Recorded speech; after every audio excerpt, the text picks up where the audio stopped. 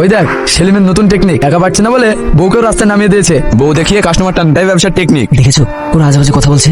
ওদের পাতা দিও না, রাস্তা দিয়ে যখন হাতি চলে তখন চারপাশ থেকে কুকুর বেড়াল ঘেউ ঘেউ করে, ওদের কাজই ওটাই। চলো। তুই আমাদের কুকুর বললি? তুই তো পশুর কথা বলেছি, আপনারা যদি নিজেদেরকে ওই দলে ভাবেন তাহলে তো আমার কিছু করার নেই। ওই ওই একদম না। এই ছাড়, ওকে ঠিক সময় মতো দেখে নেবো। আসুন আসুন, মাত্র 200। এই শাড়িটার দাম কত? হাফা, মাত্র 200 টাকা। এই দুটো দিন, এটা প্যাক করে দাও। আজ ভালো বেচা কিনা হলো, এমন বেচা কিনা এর আগে কখনো হয়। চলো আজ আমরা একটা ভালো রেস্টুরেন্টে গিয়ে খাওয়া দাওয়া করি। না না, রেস্টুরেন্টে যেতে হবে না, যাও ঝালমুড়ি নিয়ে এসো। আচ্ছা ঠিক আছে।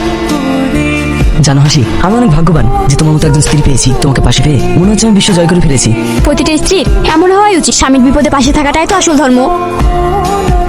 মা তোমরা চলো ভিতরে চলো। লজ্জা করে না তোর? তো ছোট লোকের ঘরে পড়ে আছিস, তার উপর এখন দুজনে মিলে রাস্তায় কাপড় বিক্রি করছিস। পাড়ার লোকে আমাদের আজেবাজে বলছে জামাই নাকি তোকে দিয়ে কাপড়ের ব্যবসা করাচ্ছে। আব্বু তোমরা কি এখানে আমাকে ছোট করতে এসেছো? সেলিম আমার স্বামী, ও যদি চুরি করতো তবেই আমি মাথা নিচু করতাম। ও মেহনত করছে আর আমি তার পাশে দাঁড়িয়েছি, এটা কি লজ্জা? ওসব আমি বুঝি না, চল আমার সাথে। এই অভাবের সংসারে তোরা থাকা দরকার নেই। খবরদার মা, এ কথা বলবে না। আর যদি খারাপ সময়ে আমি ওর পাশে না থেকে বাপের বাড়ি চলে যাই তাহলে সেটা বেইমানি হবে।